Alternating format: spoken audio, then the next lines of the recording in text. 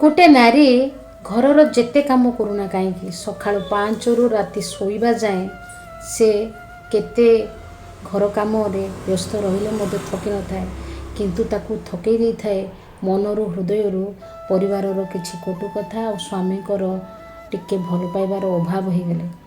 जदि दिन सारा स्त्री घर काम व्यस्त रही थाए, स्वामी बाहर को जाई थाए, जदि जेतेबेले बाहर घर को फेरती टिके जदि भल मंद कथा स्त्री बुझी दिए ना, स्त्री मन पूरा खुशी हो जाए। आ दिन सारा से जेतिकी काम करथाए ना ताको से कामटा जना पड़ेनी, कारण से गोटे परिवार छाड़ी आ गोटे परिवार जेतेबेले सामिल होचंती से बेसी भरोसा करथाए निज स्वामी को।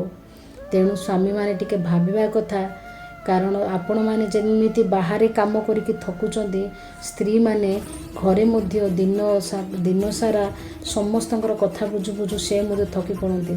तांको जदि टिके भल पाइबा मिलिबो ना, तार से जेमिति संसार करिवो ता भली सुंदर दुनिया केही भी बनै पारिबोनी। तेणु बेले बेले स्वामी माने स्त्री को कथा मध्य बुझिबा दरकार। जदि वीडियोटा भल लागुची शेयर करिवे, कमेंट करिवे, आउ लाइक टे कर देबे। रही जय जगन्नाथ।